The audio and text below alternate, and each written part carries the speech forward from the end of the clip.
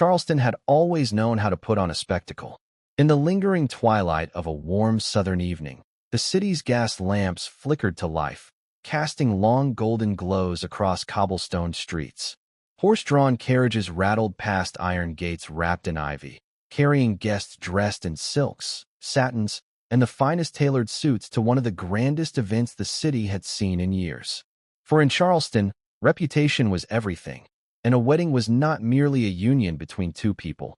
It was a performance of wealth, prestige, and social status. And this one, set inside a sprawling mansion with high archways and rooms filled with candlelight, promised to be unforgettable. It was a night of laughter, of toasts, of finely cooked dishes and delicate wines. Yet behind the gilded curtains and flowing gowns, a horror story was already being written, one that would haunt Charleston for generations to come. The guests arrived in waves, welcomed by the soft notes of a string quartet and the intoxicating fragrance of magnolias carried in from the gardens. They spoke in hushed excitement about the bride, a woman of beauty and refinement, and the groom, a man from a prominent family whose fortune had been carved into Charleston's very foundations. Their names alone carried weight. To witness their marriage was to become a participant in a chapter of social history. Inside the great hall, chandeliers dripped with crystal and reflected the soft glow of hundreds of candles. Tables were laid with silver platters, fine porcelain, and embroidered linens. It was the very picture of Southern grace. But even in the perfection of the setting, there was something strange lingering, something unspoken that the guests, perhaps lulled by music and wine, did not yet notice. The bride herself was radiant, dressed in lace imported from France, her hair pinned into an immaculate arrangement that gleamed in the candlelight. She moved among the guests with a calm that was almost unnatural, her smile practiced, her words gentle, her laughter ringing as though untouched by worry. Yet for those who watched closely, her eyes betrayed something else, an intensity, a focus that seemed fixed not on joy or celebration, but on a secret she carried within her heart. She lifted her glass during the first toast, her hand steady, her lips curving in just the right way. To her guests, she was the perfect picture of a Charleston bride. To herself, she was already the author of the evening's darkest script. Dinner was announced. Guests made their way to the tables, marveling at the feast laid before them. Platters of roasted meats glistened under the chandelier's light, their aromas mingling with the sweetness of candied yams and the richness of buttered bread.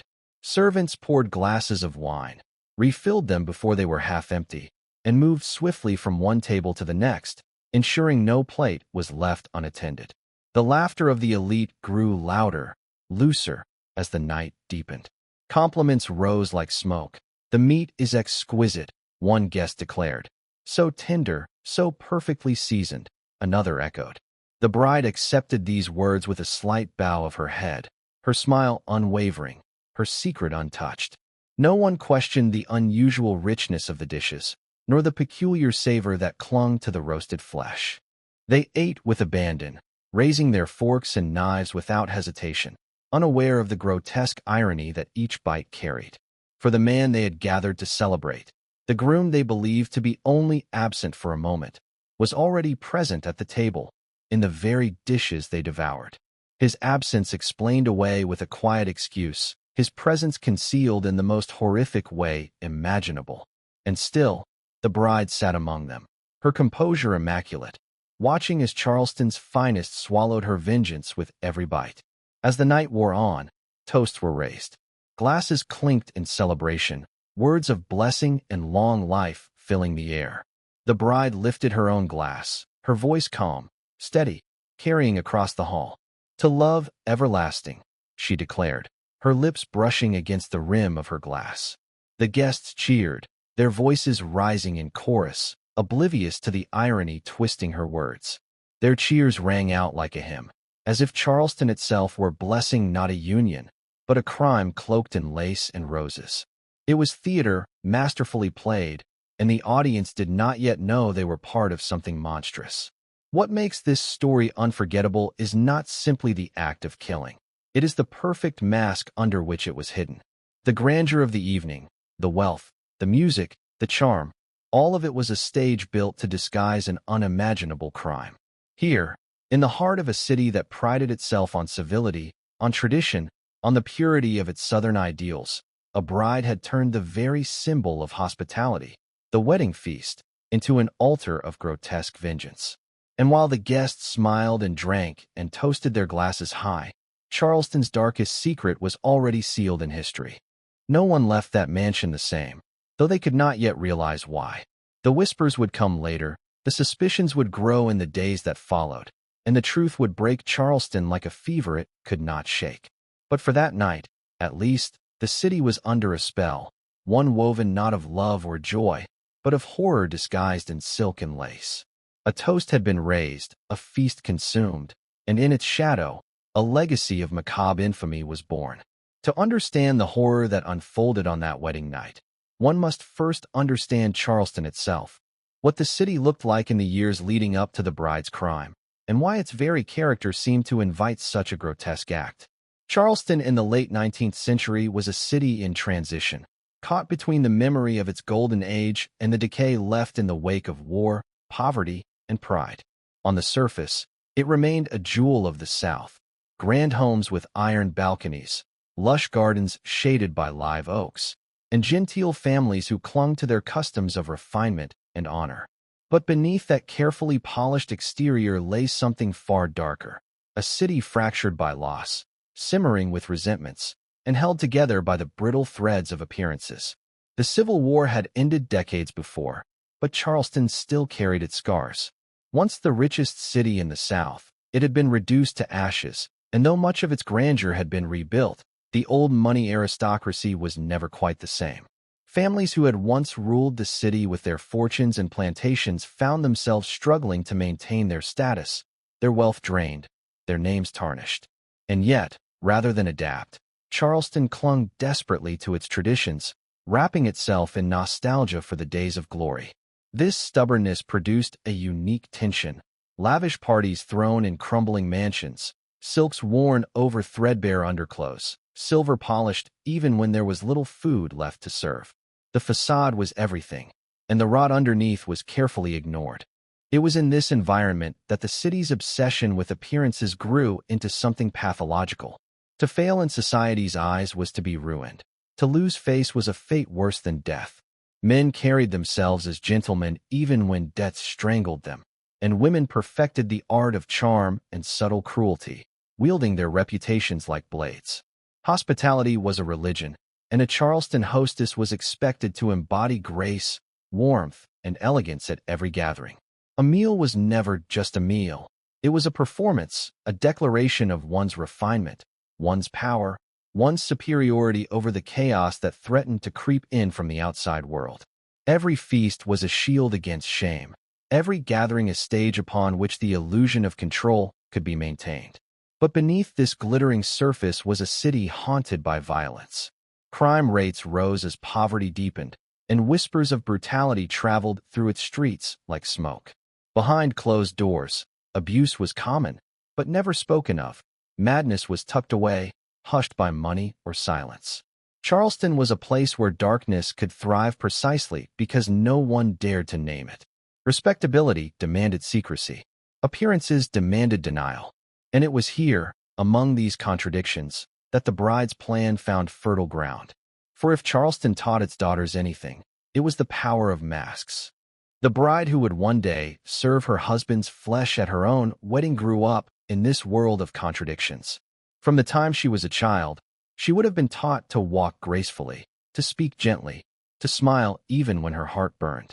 She would have learned that a woman's worth lay not in her feelings or desires, but in how she could hold a room together, how she could make others believe in the illusion of happiness. This pressure bred not only perfection but resentment. To be expected to perform endlessly, to hide weakness, to bury rage beneath a smile, could twist a spirit into something cold and calculating. And Charleston gave her all the stage props she needed. The grand homes, the lavish dinners, the demand for a flawless facade, these became her tools. She understood that no one at her wedding would question the food set before them, that no one would look too closely at the details of her husband's absence if she smiled sweetly and offered them wine. She understood, too, that the city was so desperate to believe in its own gentility that it would rather applaud her grace than confront the horror that might be lurking beneath it. Charleston had built itself upon denial, and in that denial, she found her weapon. The irony, of course, is that the city's obsession with civility made it blind. Had Charleston not been so determined to cling to its grandeur, it might have seen the cracks forming long before the crime. It might have noticed the quiet resentments growing in its homes, the women pushed into silence, the men crushed beneath the weight of pride. But Charleston chose not to see. It chose instead to keep polishing the silver, to keep setting the table, to keep telling itself that it was still the queen of the South. And in doing so, it created the perfect environment for one of its darkest daughters to commit a crime so shocking, so unthinkable, that it would forever stain the city's legend. When the bride stood before her guests, she was not merely a woman in lace and pearls. She was Charleston itself, the embodiment of a city that smiled sweetly even as rot spread through its foundations. She was the perfect hostess in a place that prized hospitality above all else. And yet, behind that hospitality, she concealed a truth that would shatter every illusion the city clung to. To serve her husband's flesh at her own wedding was more than an act of murder. It was a grotesque parody of Charleston's most sacred ritual. The feast had always been a symbol of pride, of wealth, of civility. She turned it into an altar of horror. And so, to understand her crime is to understand Charleston in that era. A city gilded with beauty but corroded with decay. A society obsessed with appearances while blind to the darkness festering beneath them. The bride's crime was not an isolated act of madness. It was the inevitable offspring of a culture built on denial and performance. The city had always been a stage, and on that stage, she delivered the performance that no one would ever forget. Every crime has its roots, and every monster has a beginning. The Charleston bride who would one day smile at her guests as they unknowingly consumed her husband's flesh was not born a murderer. She was born into a world that demanded perfection, that praised beauty while dismissing pain, that trained its daughters to be ornaments rather than voices. To trace her path from romance to resentment is to unravel the strands of her identity, to see how love curdled into vengeance, and how a marriage meant to be celebrated became the stage for the most grotesque of spectacles. Her childhood was marked by both privilege and silence. She came from a family of old Charleston stock, their name respected, though their wealth had withered in the decades after the war. Like many families of her class, they clung to appearances as tightly as they clung to heirloom silver. The home she grew up in was filled with relics of the past, faded portraits of ancestors in gilded frames, worn-out furniture that still bore the dignity of a better age, and stories told at the dinner table of when her family had been powerful, rich, and admired. She was raised to believe she carried not just her own reputation, but the reputation of all who came before her. To falter, to fail, to be seen as weak or scandalous, would be to dishonor her bloodline. She was praised for her beauty from an early age, a beauty that became her identity long before she had a chance to discover who she truly was. Neighbors and family friends remarked on her pale skin, her striking dark eyes, her graceful posture. But beauty came at a cost. It became the cage she could never step outside of. She was taught that her worth lay in how she looked and how she moved, in her ability to charm and soothe, not in the fire that burned inside her mind. And yet, that fire was there. Those who knew her well spoke of flashes of temper, of moments where her composure cracked and something sharper emerged. She had learned to bury it, but it remained, smoldering just beneath the lace and politeness. When she met her future husband, Charleston society rejoiced. He was a man of wealth and standing, from a family whose fortunes had survived better than most. He was handsome in a conventional way, confident and ambitious. To the world, they looked like the perfect couple. She, the flawless bride. He, the proud groom. Together, a match that seemed to restore some of the city's fading glory. But the surface hid fractures. Their courtship was swift, too swift, and whispers suggested that her family had urged the match, seeing in it a chance to reclaim some of their old prestige. Love, in Charleston, was often an afterthought. What mattered was position. In the beginning, the bride played her part. She smiled at his compliments, laughed at his stories, walked at his side through the streets where onlookers watched with approval. But behind the smiles, resentment began to stir. The groom, it was said, was charming in public but cruel in private. He drank heavily, his temper easily ignited. Servants spoke in hushed tones of arguments overheard through closed doors, of the bride's muffled sobs, of objects thrown in anger. Whether the cruelty was emotional, physical, or both, it was enough to plant the seeds of hatred in her heart. Yet even as she suffered, Charleston demanded silence. No respectable woman spoke of such things. To confess would be to bring shame not only upon herself, but upon her entire family.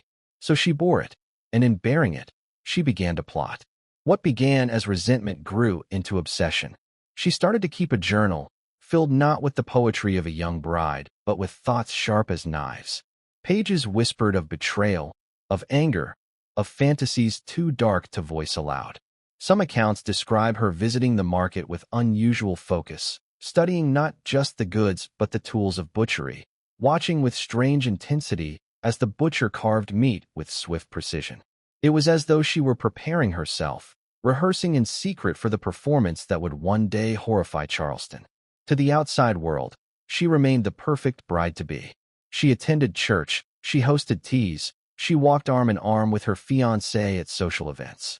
But inside her, the performance had twisted into something grotesque. She smiled not from joy but from calculation. Each gesture, each laugh, each soft word was a thread woven into the mask she would wear. Beneath it all, her resentment hardened into resolve. She would not leave him, she would not expose him, for that would bring scandal. No, she would punish him, and she would do it in a way that no one could ignore. It was in those final weeks before the wedding that her plan crystallized. The irony of it must have appealed to her. The idea of turning the very symbol of Charleston hospitality into an act of vengeance. To take the city's most sacred ritual, the wedding feast, and transform it into an instrument of horror was an act not just of violence, but of theater. It would be her masterpiece, her revenge written in the language of Charleston itself. For in a city where appearances were everything, she would craft the most beautiful, most elegant facade imaginable, and behind it she would hide the darkest truth. And so the romance that had begun with whispered promises ended in silence, resentment blooming into a secret too terrible to imagine. The bride, once seen as the epitome of grace and charm, was now something else entirely. A woman carrying within her a plan that would shock not only her groom, but every guest who dared raise a glass at her table. The transformation was complete. She was no longer a victim, no longer a silent wife-to-be. She was the architect of a performance so chilling that Charleston would whisper her name for generations. The mansion was alive with the pulse of celebration, the music swelling in elegant notes, glasses clinking, conversations spilling over into laughter. Guests believed the groom had stepped away for a private matter, perhaps a word with the minister, or a quiet breath before the ceremony. In truth, he had been summoned elsewhere, drawn into a room lit only by a single candle, where shadows stretched long across the paneled walls. It was there, away from the glitter of chandeliers and the perfume of magnolias, that the night turned from festivity to horror. The groom entered unsuspecting, perhaps puzzled, perhaps amused at his bride's sudden request for privacy. He might have thought it was a stolen moment, an intimate pause before the vows bound them together before God and society. But when he turned, the door clicked shut behind him. The music muffled into a distant hum. And there, standing in her wedding dress with eyes that burned with an intensity he could not yet name, was the woman who had already decided his fate. Accounts of what happened next differ in their details, blurred by whispers, rumors, and the imagination of a city that could scarcely believe the tale. But all agree on the violence, on the swiftness with which the bride struck. Some say she carried a blade concealed within her garments, perhaps a kitchen knife, sharpened earlier with meticulous care. Others suggest poison, slipped into his drink before she pressed it into his hands. But the most enduring version, the one that Charleston never forgot, speaks of a sudden attack, a slash across his throat before he could cry out, the candlelight catching the gleam of steel, the walls absorbing the spray of blood. If there was a struggle, it was brief. The music, the laughter, the endless clinking of glasses just beyond the walls, drowned out any sound of his last breaths. Perhaps he managed a gasp, a plea, a look of disbelief that froze in his eyes. But she, calm and relentless, carried out her grim purpose with the precision of a woman who had rehearsed this moment in her mind countless times. There was no hesitation, no tremor in her hands. She did what she came to do, and when his body crumpled to the floor, the bride did not falter. It is here that the story crosses from murder to ritual. For killing him was only half of her plan. What followed required a composure few could fathom. Alone in that dimly lit room, she prepared the body with a chilling detachment.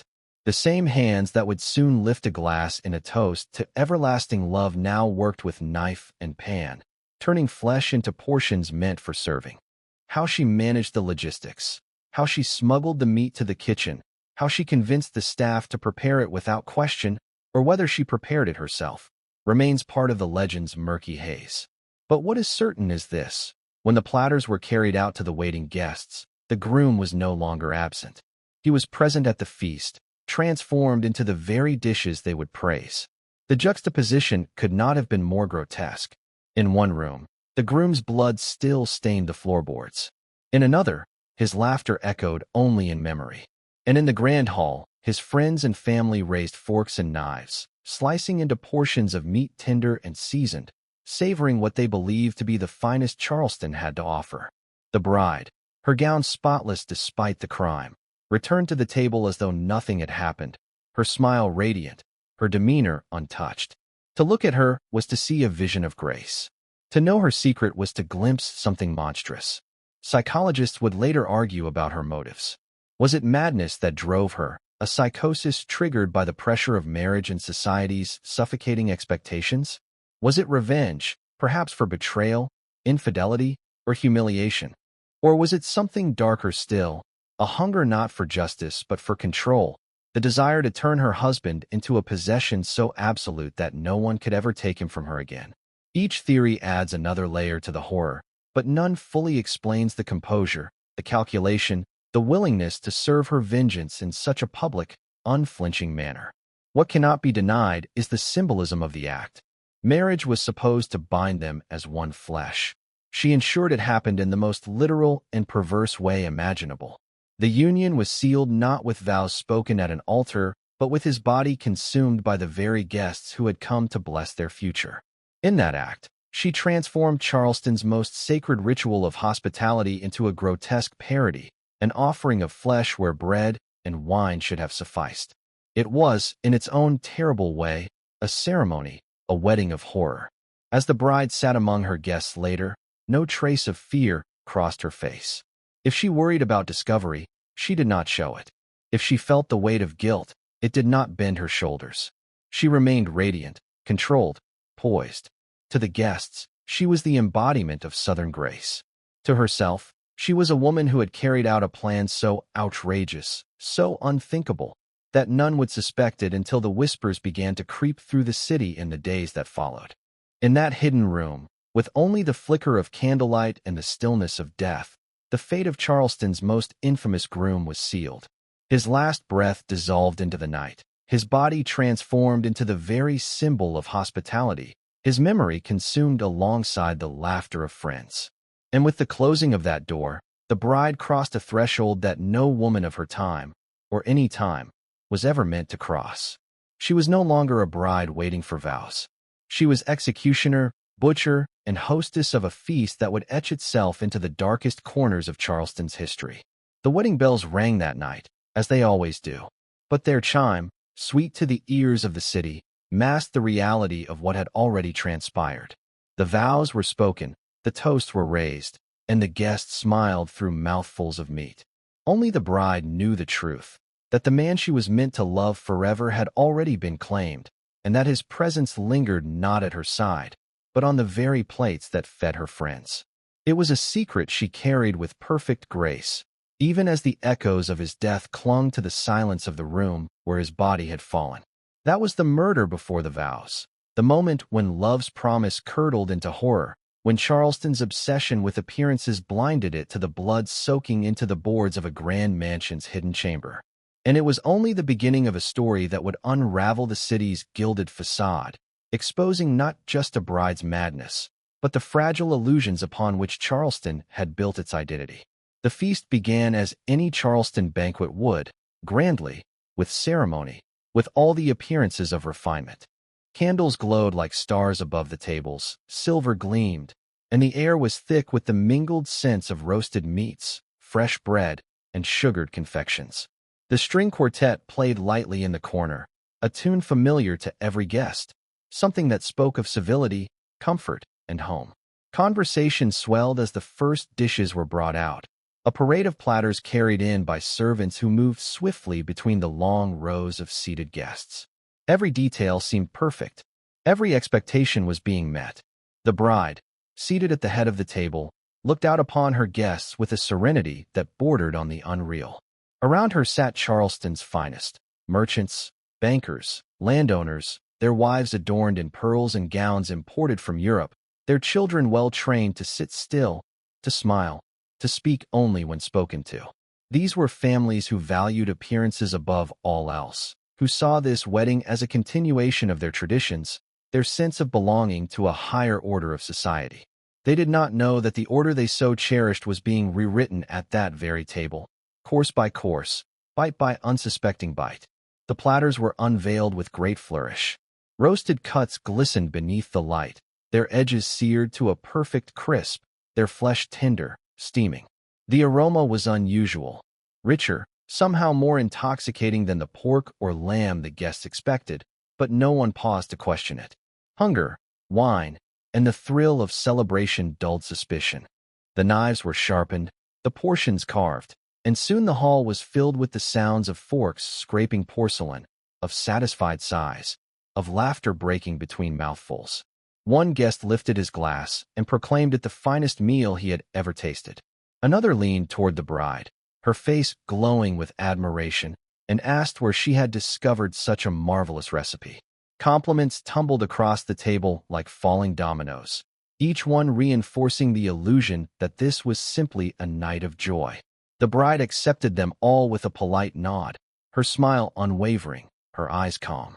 Inside, perhaps, she thrilled at the irony that Charleston's most powerful families, so quick to judge, so proud of their refinement, were now partaking in her vengeance with their own eager hands. It is difficult to imagine the grotesque irony of that moment without pausing to consider what a feast meant in Charleston society. A meal was not just sustenance. It was theater, a demonstration of wealth, taste, and hospitality. To be invited to such a table was to be honored, to be recognized as part of the circle of civility. And here, in this hall, that civility became a mask for savagery. Every bite taken by the guests deepened their complicity, even as they remained oblivious to the truth. They praised the tenderness of the meat, not realizing it was tender because it had once been human. They savored the juices, never imagining that those juices ran from the very man they had gathered to celebrate. As the wine flowed, inhibitions loosened. Men grew louder in their laughter, women leaned closer in whispered gossip, children snuck extra bites of the sweet cakes. The bride raised her glass often, each toast more elegant than the last. "To happiness," she said once, her voice carrying above the clamor. "To health," she said again, her smile widening. And finally, with a calm that chilled even in its beauty, she raised her glass higher than before. "To love everlasting," she declared. The words rang across the room, and the guests repeated them in chorus, their voices echoing, their glasses raised, their forks poised over the very body of the man who should have been standing at her side. No one asked why the groom was absent so long. A whisper circulated that he had fallen ill, overcome with nerves, or perhaps a sudden faintness. The excuse seemed plausible enough, especially with the bride's steady composure as reassurance. She laughed, she spoke, she welcomed each guest with the same warmth as though nothing were amiss. Who would dare question her? Who would dare tarnish the night with suspicion? In Charleston, denial was second nature. Better to believe in the illusion than to confront what might lurk behind it. The servants, too, played their roles. Whether they knew or suspected anything is a mystery history has never solved. Perhaps they were complicit, bound by fear or loyalty. Perhaps they were as deceived as the guests, carrying out their duties with no thought of what they served. What matters is that the platters never ceased, the wine never stopped flowing, and the feast carried on deep into the night. each course erasing the groom further from memory and weaving him more tightly into the fabric of Charleston's darkest legend. What makes this moment so haunting is not only the crime itself, but the blindness of those who sat around that table. In their hunger for pleasure, for celebration, they became unknowing participants in an act of cannibalism. The very pillars of their society, its wealth, its honor, its civility, were mocked in the most visceral way possible. They dined on horror and praised it as hospitality. They consumed death and called it joy. And all the while, the bride presided like a queen at the head of her table, calm, radiant, untouchable. As midnight approached, the feast began to wind down. Plates were scraped clean, glasses emptied. The music softened into a lull. The guests, full and content, rose from their seats, offering thanks, compliments, blessings for the bride and her absent groom. They embraced her, kissed her hand, assured her that it had been a night of perfection. One even remarked, with drunken sincerity, that he had never felt more honored to be a guest in Charleston. The bride accepted each word with a graceful nod, her smile unwavering, her secret intact.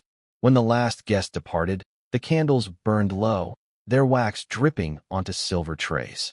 The great hall, once filled with laughter and music, fell into silence. The bride stood alone at the head of the table, the echoes of her feast lingering in the air. In the kitchen, scraps of flesh remained, bones picked clean, the remnants of a husband turned into supper. The house was quiet, the city unaware, the secret buried in the bellies of those who had toasted her happiness. The feast was over, but the horror had only just begun. For soon the whispers would start, the servants speaking in hushed tones, the neighbors noticing the groom's absence, the rumors winding through Charleston's narrow streets. And when the truth emerged, it would strike the city not as a bolt of lightning, but as a slow, creeping realization that they had been deceived, that they had been complicit, that they had been guests at a banquet of flesh. For now, though, on that night of lace and candlelight, Charleston slept content, oblivious to the shadow it had swallowed. The feast would live on in its memory, not as a night of joy, but as a legend of horror, a story whispered for generations, of a bride who served her husband's body to the very people who had come to bless their union. And in that grotesque act, she had etched her name forever into the annals of the city's darkest history. The morning after the feast, Charleston woke to sunlight that seemed as bright and golden as ever. The city, proud of its traditions and blind to its fractures, had no sense of the secret that lay smoldering within the walls of the mansion. Guests who had attended the wedding spoke fondly of the night, remarking on the bride's poise, the elegance of the table, and the astonishingly rich flavor of the dishes. It was, by all accounts, a triumph of hospitality. And yet, beneath their content recollections, unease had already begun to stir. For while the bride was radiant, the groom was nowhere to be seen, and whispers traveled quickly in a city built on reputation. At first, the excuses seemed plausible. He had fallen ill, some said, overcome with nerves or wine.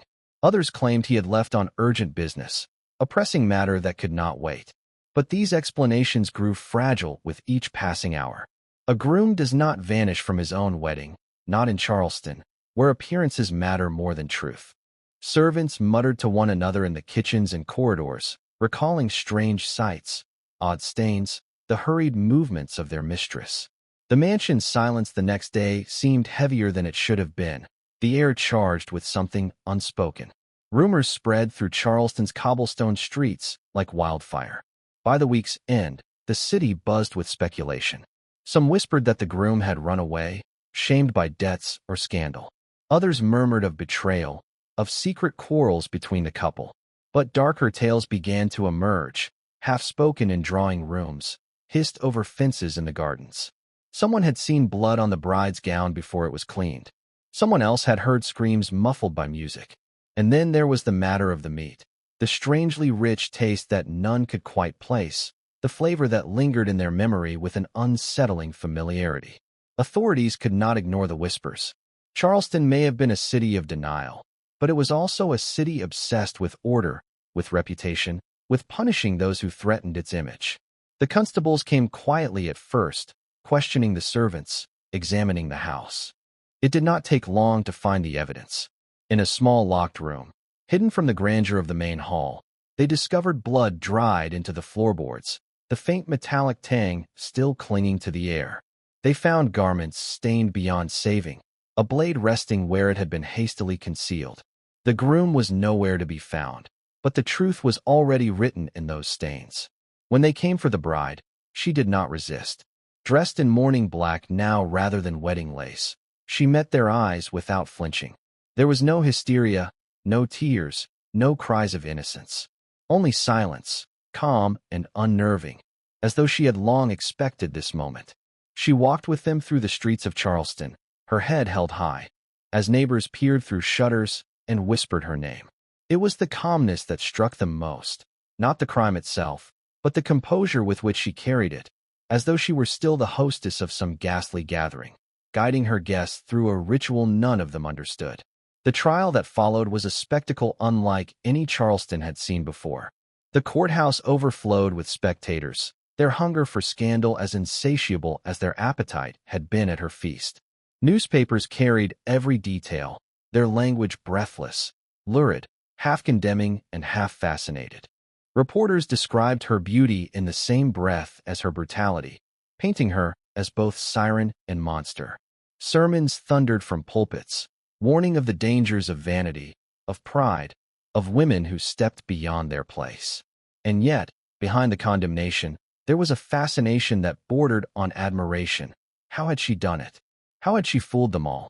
How had she remained so calm while orchestrating an act so unthinkable? Witnesses took the stand one by one. Servants spoke of strange commands, of meats prepared without explanation, of orders carried out under threat.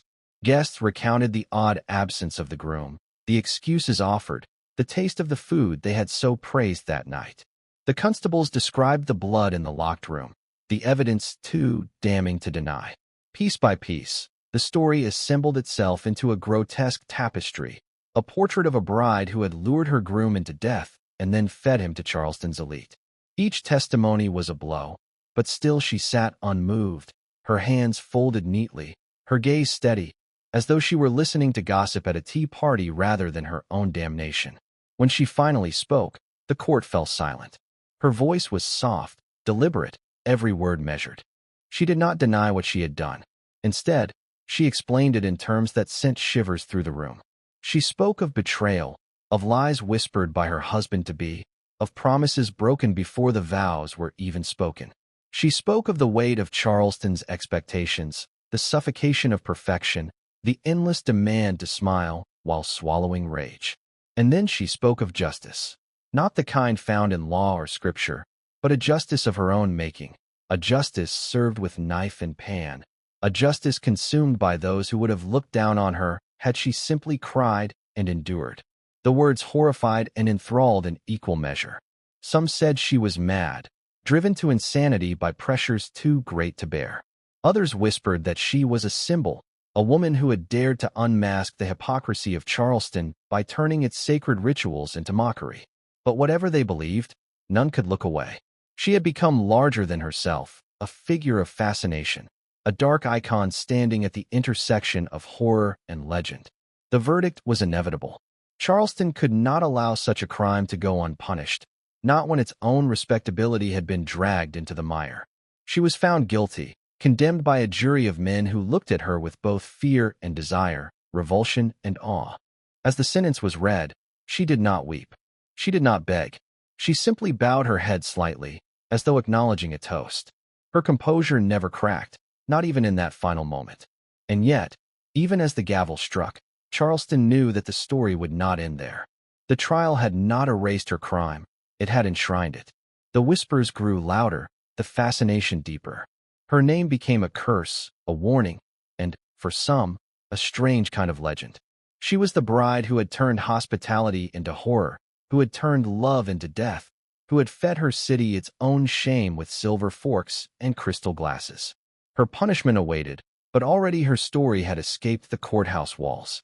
Already it was slipping into the fabric of Charleston's folklore, a tale to be whispered in drawing rooms and repeated in hushed voices for generations to come. The law could sentence her body, but her legend had already taken root, and it would never be contained. Charleston never forgot the bride. Even after her sentence was carried out, whether by rope, blade, or the silent oblivion of prison, her shadow lingered over the city like a stain that could not be scrubbed away. People tried to resume their lives, to fill their parlors with laughter and their tables with banquets, but always there was the memory of that one feast, the whispers of what they had consumed without knowing. Every glass of wine raised in a glittering dining hall seemed to carry a hidden bitterness. Every roast served at a wedding recalled that dreadful night. She had not just murdered her husband. She had violated the sacred act of hospitality itself, the bond between host and guest that Charleston society prized above all else. In the years that followed, her story spread far beyond the city's cobblestone streets. Newspapers across the South, and even in the northern states, retold the account in increasingly sensational detail. Some softened the facts, framing her as a tragic heroine driven mad by betrayal. Others embellished them, turning the tale into a grotesque spectacle meant to thrill and terrify. The more the details twisted, the stronger the legend grew. Soon, it was no longer simply about a bride and her groom. It was about Charleston itself, about the darkness lurking beneath the civility of Southern gentility. Among the city's elite, her name became a curse, a reminder of how easily appearances could be shattered. Young women were warned never to let anger fester, never to let pride take root, lest they become like the bride who smiled while serving death. Men, too, were cautioned not to betray, not to humiliate, not to underestimate the fury of those they claimed to control. In a society built on facades, her story was a crack in the mirror, showing what lay beneath the polish and lace. But among the common folk, the story took on a different flavor. Servants whispered of her in kitchens late at night, spinning tales of how she had turned the tables on Charleston's proud families. To them, she was not just a monster. She was a warning, yes, but also a symbol of rebellion. A woman who had broken free of her gilded cage, who had struck back at those who would have used her as an ornament, a pawn in their endless games of wealth and status. In their retellings, she became almost supernatural, a ghost bride who walked the streets in her blood-stained gown, carrying a tray of food that no one dared taste. As decades passed, her tale bled into folklore.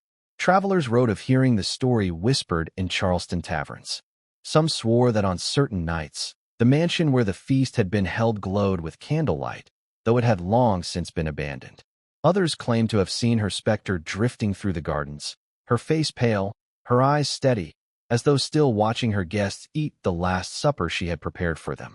Parents frightened their children into obedience by invoking her name, warning that if they lied or misbehaved, the bride would come and serve them a meal they would never forget. Even as Charleston modernized, as wars came and went, her legend endured. It became a part of the city's darker history, spoken of alongside duels, fires, and scandals.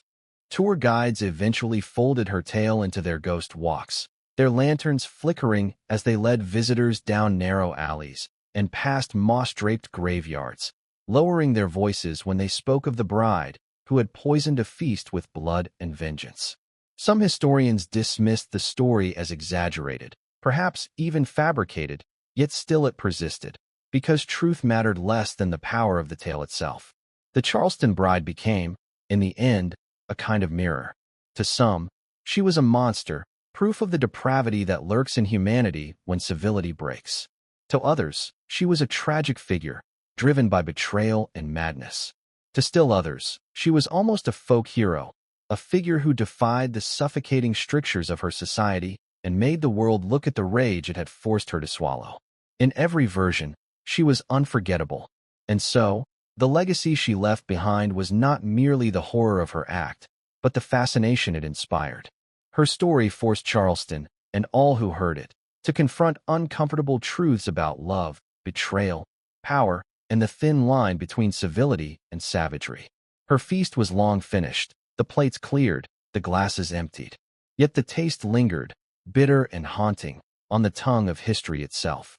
Her tale is still told today, not because of what she ate or what she served, but because of what it revealed, that beneath the lace and pearls, beneath the chandeliers and waltzes, there is always a hunger in the human heart. And sometimes, when pushed too far, that hunger will devour everything, including the people we claim to love.